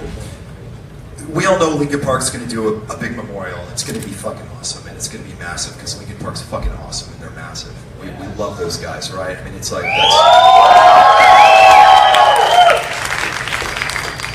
But what we were hoping to do was, obviously Chester had a lot of different passions, and he had projects that he was passionate about. And when he wasn't playing with Linkin Park, when he could be on vacation, he was actually playing with us, recording an album with us. I mean, that's pretty amazing. And we just wanted to take this chance to actually play some of his deep, early, passionate cuts from like Grey Daze, and actually, even for us, sitting together in a room with Sean and Mace, just some of the first people that ever played with Chester. It was a really, really special thing. And we just thought we would shine a little bit of a light on some of this other work that he put out that we really love, and we know Chester really loved. Some of the special things, or one of the things that I think is really special about some of these songs that we chose, is that these lyrics are 100% Chester. We didn't write one word. And that's unusual for bands that we're in. I'm a lead singer in a band, and in Orgy I wrote words and took part in vocals and all this kind of stuff, and same with Sean and everyone else. And obviously in Linkin Park, you have this incredible team of Mike and Chester, right? I mean, writing some of the best lyrics and everything ever, and such a great group of songwriters writing all these songs that we love. But I imagine that the songs that we're going to play today is kind of a pure journal of Chester's feelings, his emotions, and his own personal concepts. It's like a kind of a powerful glimpse into his psyche, just naked. This is why I wanted to share these songs with you guys today. And God, I hope I can sing after crying for the worst thing. The two DVS songs that we're going to play are actually the first songs we worked on as a band. In fact, actually, Sean and I were playing an early version of Morning After in the band Bucket of Weenies. Do you know a running theme with Chester here? Yeah. So obviously, with the band, we didn't need to be a band. We were just kind of joking and playing around, and we ended up playing a bunch of shows, and it was really, really fun.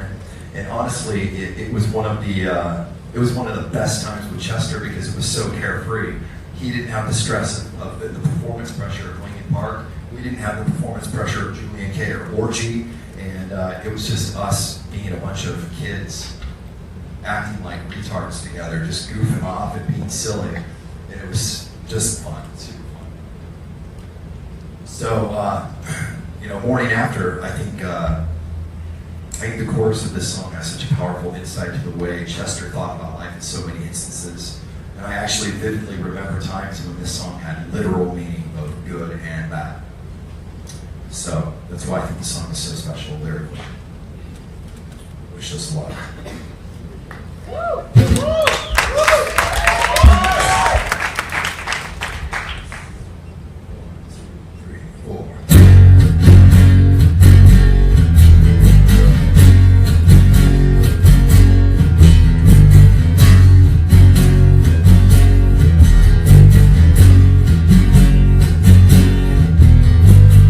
Got up against the wall again, tied the chain to the bar.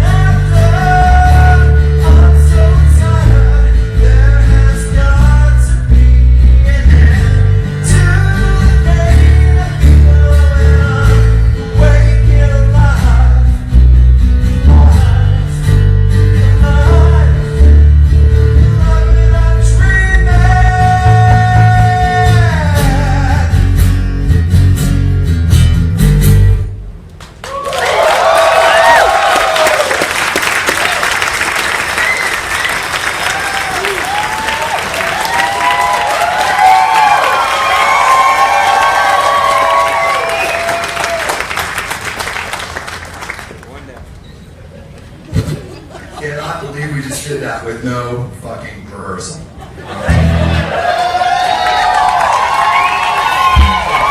I'm shaking. I'm literally shaking like I've never done this before. Oh my god. Thank you very much. I got big shoes to step in. So, we're going to play a really, really cool track, a really deep cut from Grey Daze. And this track just, Sean suggested it. It's a wonderful track, and I would love for Sean to say something about it, because I wanted to know what it was about, what you guys were thinking, and what you were doing when this happened. So, One thing real quick. Yeah, oh, please. We're on your time. Now you see why I got kicked out of the band. Sean, you're fired. Always Monday. I feel so bad. I feel so bad. You know what, guys? I feel bad too, but more because I feel like I'm letting you guys down not being able to play. It's not an ego thing for me. I feel we actually worked really hard together. It was awesome to get to play with these guys again, and we were having a blast. It's more disappointment from your perspective. Like, I feel like I let you guys down, so it's not. Thank you for that. Accept your apology. Thank you. Damn, you're tall, man. Tall. He's sorry. Really tall. So, you know, as we were talking before, you know, Chester and I, we got to play in 4 bands together, actually. The first band, you guys can all laugh out loud at me, it's all right, it was called SD and His Friends. Second band was called Saxe. Of course, there was Grey Daze, and of course, there was Bucket of Weenies. And, you know, I was lucky enough to put out 3 records with them. We just a few weeks before, well, a couple months before he passed away, Chester and I recorded a little video. Hopefully, some of you saw it, where we were announcing the Grey Daze reunion. And I know Mace was excited, and Chester and I were excited, and Jason Marks, the other guitar player, was excited. Had announced that we were going to do a new record. Sylvia Massey was working on it. We were all stoked and started rehearsing for a big show we had coming up this month for our 20-year reunion, and unfortunately didn't get to happen. So once again, I feel bad that we let you down on that front, but hopefully that record will come out at some point, and you guys will get to hear some cool new tracks and all that good stuff. But you know, Chester and I used to mess with each other a lot. Ryan alluded to his sense of fucked up humor a little bit ago, and he really, it was like one long practical joke, actually. You know, I used to get these Sasquatch statues and plant them in his yard, and his neighbors would be like really pissed off. We live in some affluent neighborhoods, you know, they see this Sasquatch statue out in their front yard, and these frogs playing instruments, completely tacky shit. I used to do it all the time. And but he would always have that one comeback, you know, as we were in our first band, he'd go, you know what, I still have my Sean Dowdell on his friend's shirt. It says, I am Sean Dowdell's friend on it, and he would always make fun of me. It always got under my skin, because he just had a good way of jabbing at me.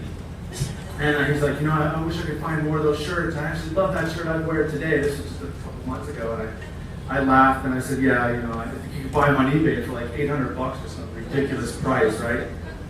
And one of the cool things today, I didn't think about it until a couple of days ago. Ryan and Amir and Mace and I were talking when we were in LA rehearsing, and I said, he actually meant that when he was saying that to me.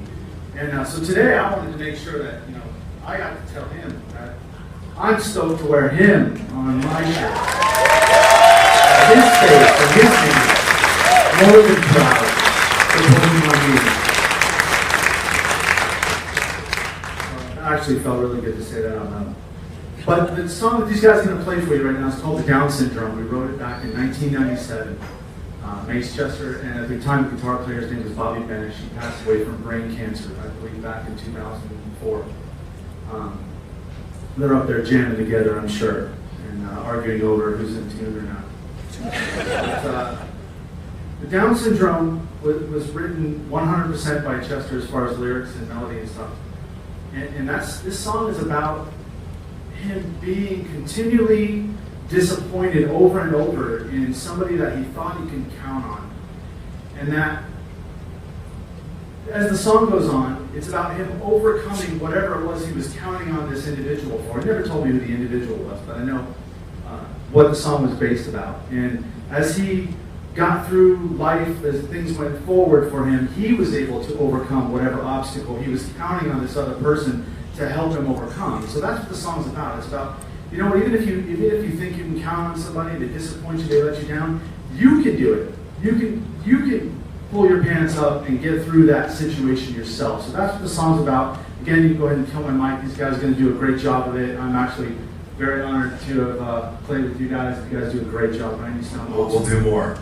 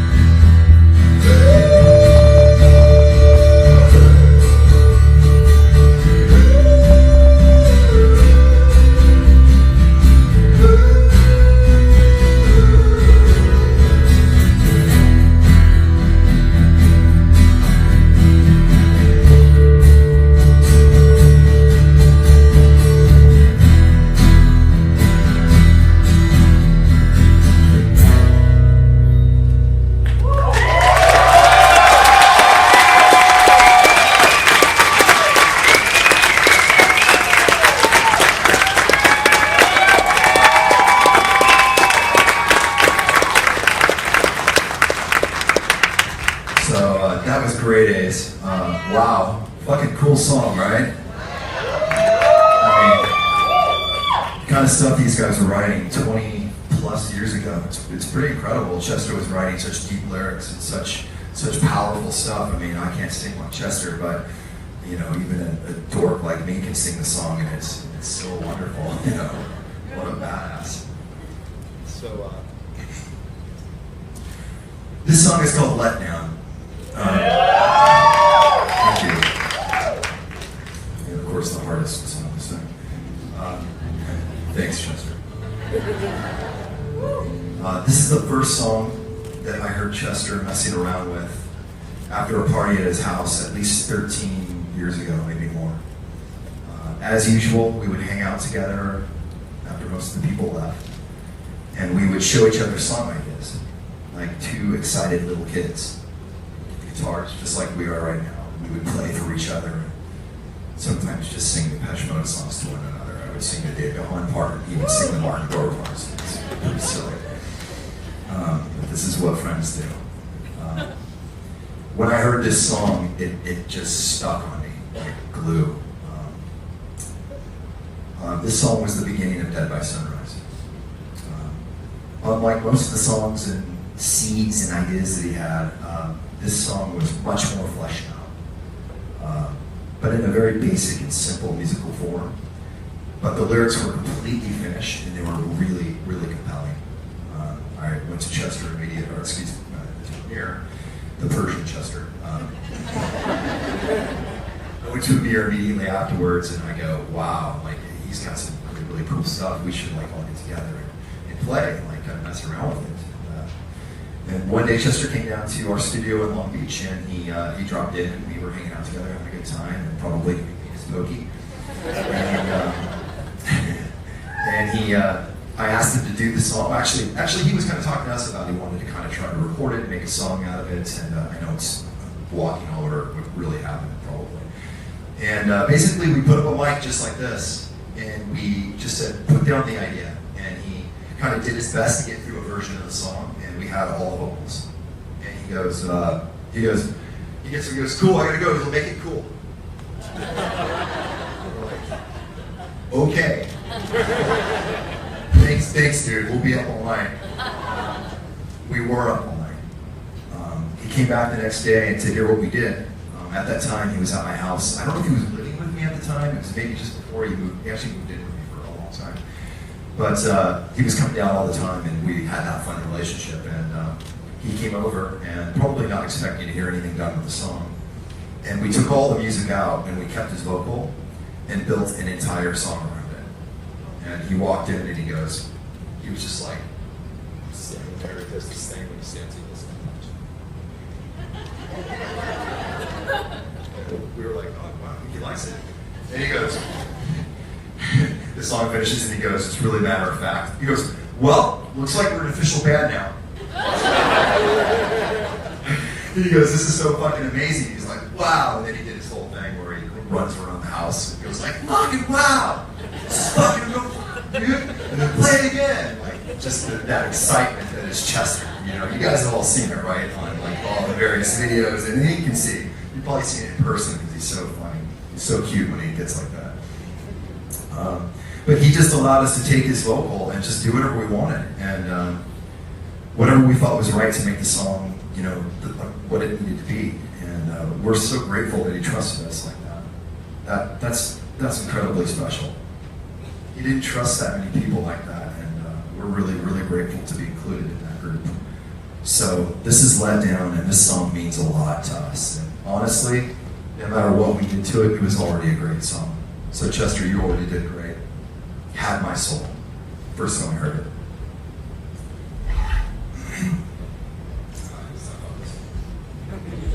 It's the hardest one. Without Sean.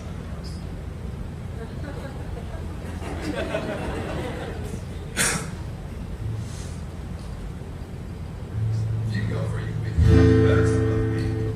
Oh, by the way, that's always the joke too. I can sing in key, and Chester has a better tempo, and I'm always behind, right? That's okay. And these guys pick on me all the time. All right, thank you.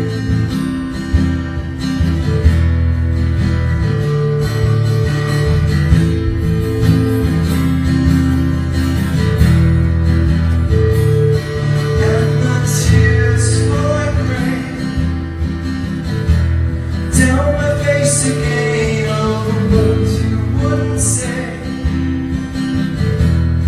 and the games you played with my foolish heart. Oh, I should have known this from the start. Oh, the winds went scream, going hand in hand just like my love and me. How the thought of you goes deep within the vein. Red new skin stretched across God's screen. I don't wanna be let down. I don't wanna live that life again. Don't wanna be let down the same old road. I don't wanna be let down. I don't wanna live my life again. Don't wanna be let down the same old road.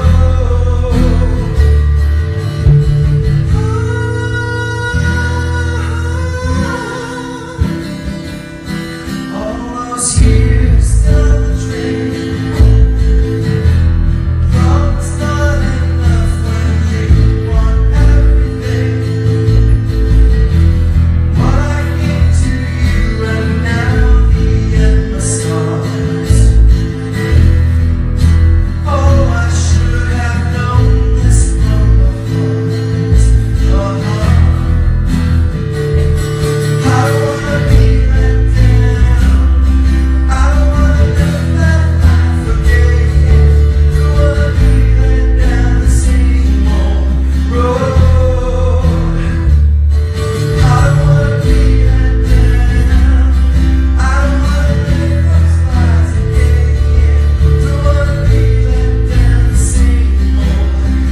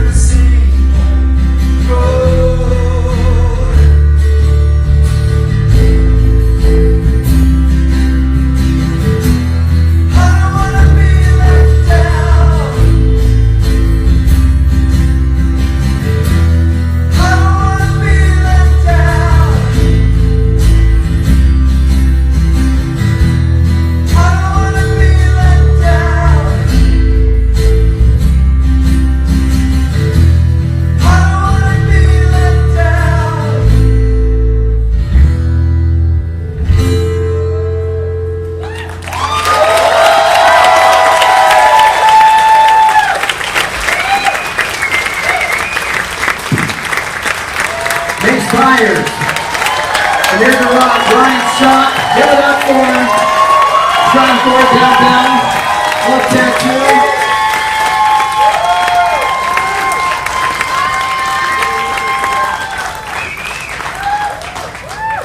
Hey, before we leave here today, don't forget down in the lobby, you guys can meet the band, you can get some autographs, you guys can take some pictures. Also after 3 o'clock at Club Tattoo, if you want to, you can go down there and have your Chester stories on camera there. So that's after 3 o'clock at the shop at the Club Tattoo. Once again, give everybody who shared their stories a round of applause. The band and yourself, we want to thank you so much. Thank you for the love. And remember, Charles Bennington here today. We love you so much. Thank you. Make sure to make some new friends. This is what it's all about. And don't forget about the gratitude. Thank you, everybody. Everybody, you exit, that's not sure.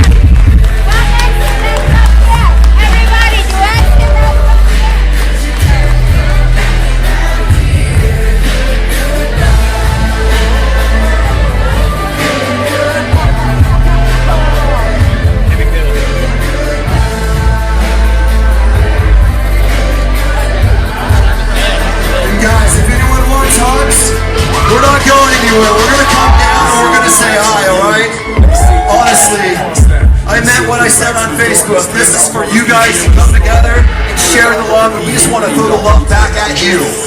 Thank you guys so much, and thank you for loving our friends so much. Thank you. We'll be down. We'll definitely come down. We won't leave you hanging at all. 1 second.